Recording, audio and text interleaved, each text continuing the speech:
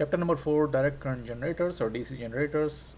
We discussed the principle of generators in the last chapter, in chapter number 2. And the principle of generator is basically they're based on Faraday's law of electromagnetic induction.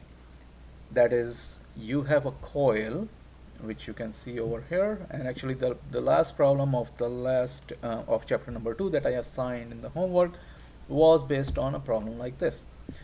So you have a coil, as you can see. You have blue side of the coil under the south pole.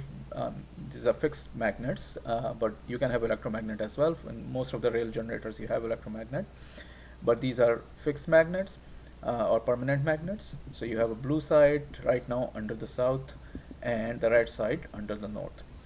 As you can see, I have also assigned different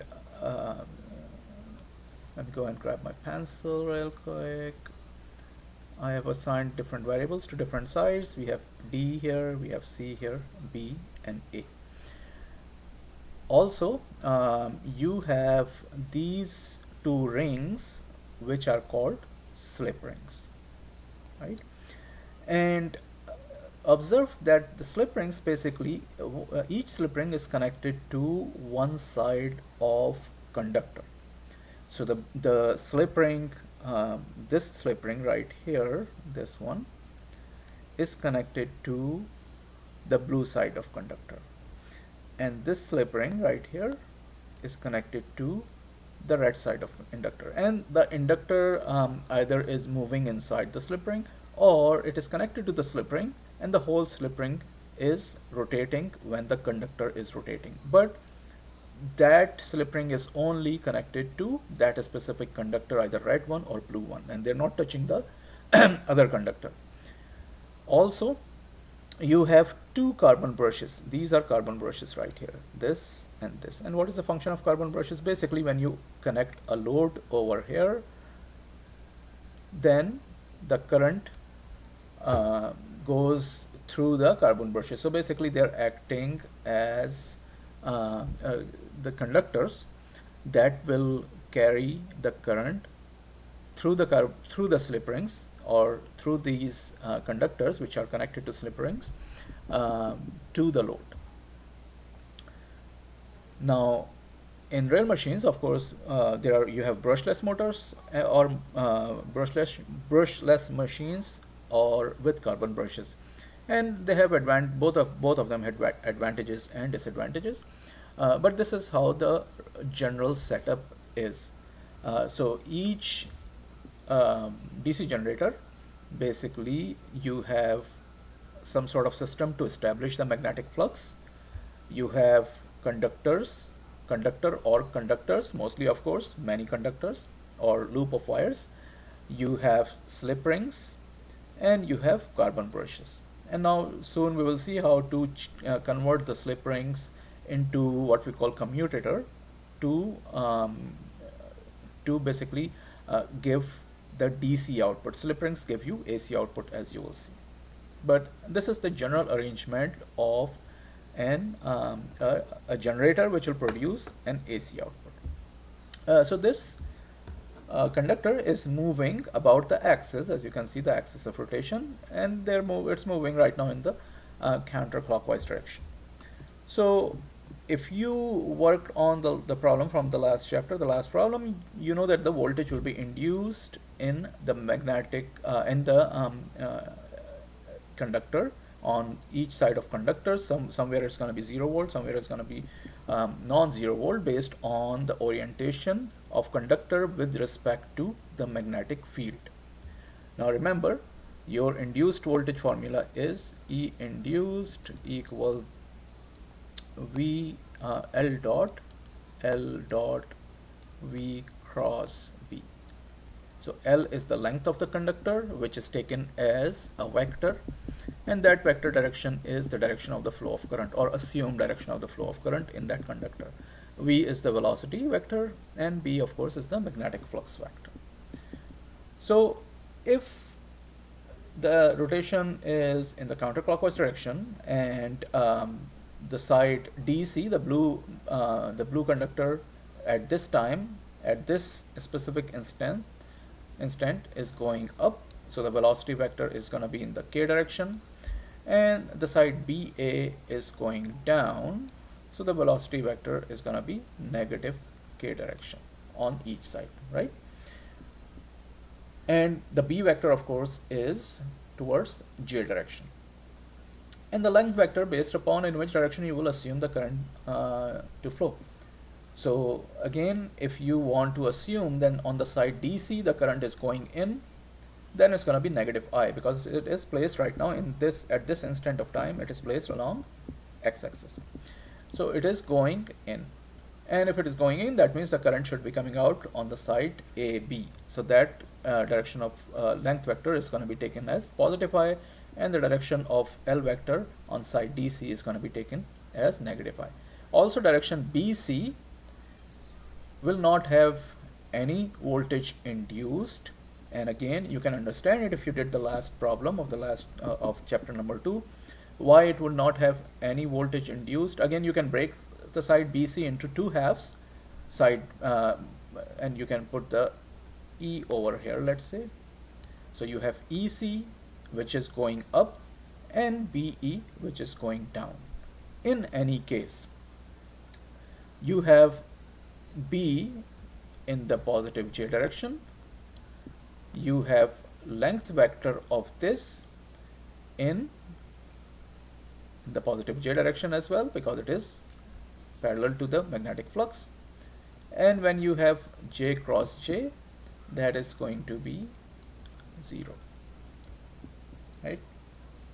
Sine of 0 is 0. So if two vectors are parallel, in this is at this specific instant, it is going to be 0. So no voltage will be induced at this specific instant of time.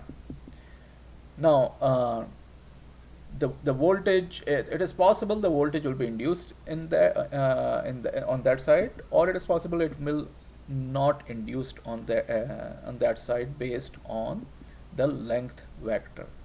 The length vector, again, it is assumed to be on that side. At this time it is assumed to be j again, it is in the same direction. Oh, actually, let me go back. I assumed j to be the length vector, but it has to be v, of course. So let me go and erase this. So this is the direction of magnetic field, but the direction of velocity, direction of velocity will be either k on side EC or negative k on side BC, right? So that's going to be, let's say on side EC, that's going to be k cross j, and then the direction of the length vector is j or negative j, whatever is that, right? Now k cross j is going to be negative I, and when you take j dot negative I or j dot I, whichever you're taking, that's going to be 0, and that's why there will not be any voltage induced in either EC or EB at this instant of time, right? Okay, now at this time you have voltage induced in DC. Why? Because again, length vector is, let's say on side DC, length vector is I, and velocity vector is going up, k, and B is always j in this setting. So k cross j is negative I, so I dot negative I, that's going to be a negative value, right? A negative value means that our assumed direction of a length vector is incorrect. It is supposed to be in the opposite direction. That means on side DC, this vector has to be negative I instead of positive I. So when you take negative I, then of course your result is going to be positive. That means the induced voltage on this side, it's going to be positive here and negative here. That is the direction of the induced voltage, positive towards the negative x direction and negative on the other side. And voltage induced on, as we discussed, voltage induced on side BC is going to be 0, and side AB is going to be opposite of side DC. You apply the same rules, and it's going to be E induced, positive here and negative here. So now the total voltage between A and D is going to be 2E induced. If you add all these in series, you have E induced plus 0 plus E induced. So the total voltage between A and D is going to be 2 times E induced, whatever the value of E induced it at this instant of time, and this is the maximum voltage that will be induced in this conductor. Now, if the coil is going to move 90 degrees towards counterclockwise 90 degrees, right? What will be the voltage that will induce at that time? So if the coil, my drawing is extremely poor, so I'm not gonna even try to make it. Let me grab another color. Let me actually go ahead and erase this. Let's see, erase, it takes forever to erase actually. Let me use my mouse. Okay, mouse is quicker. Come on, come on. Alright, it's taking forever. Come on. Alright, that's enough. I don't, oh, that's good. That goes away. There you go. There you go. Alright. So, come on.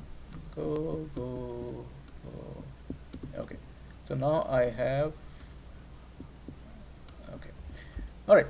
So, if it is 90 degrees, counterclockwise is going to move. So if it is the coil AB is at the bottom and DC is on top when it's going to be 90 degrees, right? So the direction of the velocity vector at that time, grab my pencil and let me grab some bright color, perhaps red.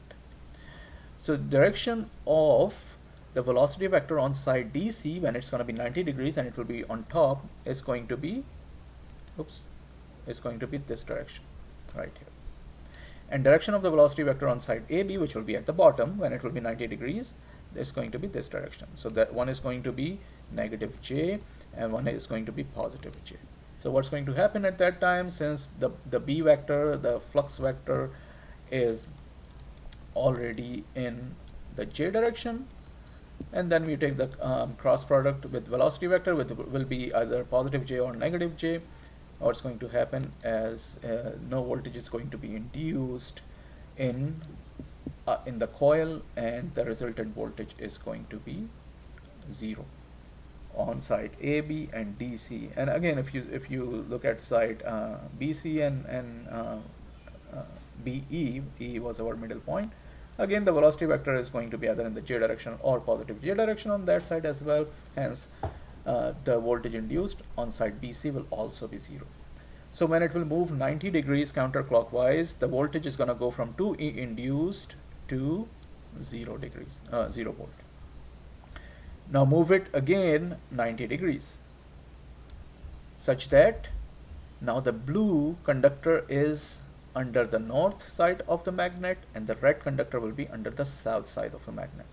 Now remember, they are still touching the same slip rings. Blue is still touching the Y slip ring, Y carbon brush, and the red one is still touching the X carbon brush and the X slip ring.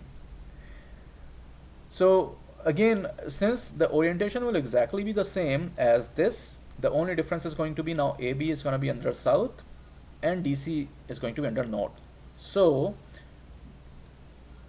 the voltage induced will exactly be the same. The only difference is going to be the voltage induced in the blue coil or the blue conductor is going to be positive towards the positive x-axis with respect to negative, and in the red conductor, which will be under the south, is going to be positive towards the negative x-axis with respect to the positive. So what is going to happen? Since they are still touching the same slip rings, that means the total voltage is still going to be 2 induced, but the voltage 2 induced is going to be positive 1y with respect to x.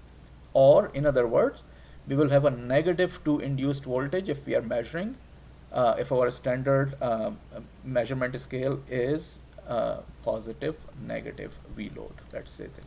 If we are measuring like this, then the load voltage or the induced voltage in that case is going to be negative 2E induced, right? Negative 2E induced. And now it is going to move again 90 degrees such that now coil A and B will be on top and D and C will be at the bottom. And again the voltage induced in all sides of the coil will be 0, because the velocity vector at that time on any side is going to be either in positive j direction or negative j direction. So in one complete cycle of rotation of the coil, you will have output voltage that will go from 2 induced to 0 to negative 2 induced back to 0. So if you go back, and again I have explained all this over here, again here, if you go, this is ideally, this is what you're expecting. You're expecting a sinusoidal output with the peak value of 2 induced and negative peak value of negative 2 induced. And at 90 degrees, it is 0. Again, negative 90 degrees or 270 degrees, it is 0. So it is going to be ideally a sinusoidal signal. It's going to generate a sinusoidal voltage signal. Practically, it may be sinusoid, or it may be sinusoidalish, or that looks like sinusoid, very close to sinusoid with some harmonics. And we can clean up those harmonics. But again, we are assuming it's sinusoid for the study purpose, so we will stick with that assumption. So this is how the voltage is generated in the basic setup of a generator. Now the voltage is AC voltage, it's not the DC voltage. So next we're going to look at, through the commutation process, as how the voltage can be converted into a DC voltage.